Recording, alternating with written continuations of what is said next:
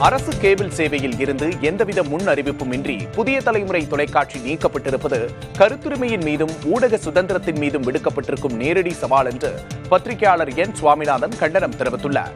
சார்புத்தன்மையற்ற நடுநிலை செய்திகளை வழங்கிய ஒரு ஊடகம் அரசு கேபிள் சேவையிலிருந்து திடீரென நீக்கப்படுவதை எப்படி புரிந்து கொள்வது? நடுநிலை செய்திகளை வெளியிட்டதால் மேலெழுந்த கோபம் என்பதை தாண்டி இதை எப்படி ஒரு சாமானியன் அர்த்தப்படுத்திக் கொள்ள முடியும் என்றும் அவர் கேள்வி எழுப்பியிருக்கிறார். பாசிசத்தை எதிர்க்கிறோம், கவர்னரை எதிர்க்கிறோம், ஒன்றிய அரசை எதிர்க்கிறோம் என எப்போதுமே ஜனநாயகம் பேசும் ஒரு இயக்கத்திற்கும் அவர்கள் முன்மொழியும் திராவிட மாடலுக்கும் இது அழகல்ல என்பதை பொறுப்புள்ளவர்கள் உணரட்டும் என்றும் என் சுவாமிநாதன் கூறியிருக்கிறார்.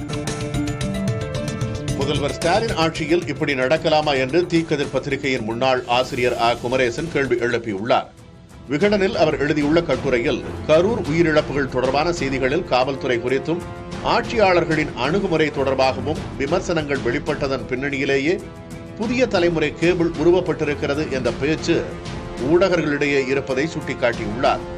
கூடவே ஸ்டாலின் முதலமைச்சராக பொறுப்பேற்ற போது அச்சமற்ற இதழியல் இல்லாமல் இருளில் மக்களாட்சி மறித்துவிடும், எனவே பத்திரிகை சுதந்திரத்தை காக்க வேண்டும், இது ஊடகங்களுக்காக மட்டுமல்ல ஒவ்வொரு குடிமகனும் அறிந்து கொள்ள, கேள்வி கேட்க மற்றும் உண்மையை பேசுவதற்கான உரிமைக்காகவும் ஆகும் என்று பேசியதையும் சுட்டிக்காட்டியுள்ளார்.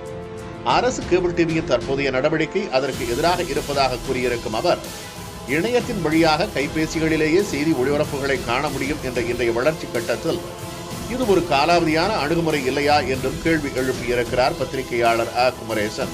மூத்த பத்திரிகையாளர் பிரியனும் விகடன் கட்டுரை வாயிலாக அரசுக்கு கண்டனம் தெரிவித்திருக்கிறார். நாட்டில் எது பேசுபொருளாக இருக்கிறதோ அதற்கு ஊடகங்கள் முக்கியத்துவம் கொடுப்பது வழக்கமானது மட்டுமல்ல, தவிர்க்க முடியாதது என்று கூறியிருக்கும் பிரியன், செய்திக்காக சேனலை முடக்குவது சீப்பை ஒழித்து வைத்தால் திருமணம் நின்றுவிடும் என்ற கதையாகத்தான் இருக்கும் என்றும் கூறியிருக்கிறார்.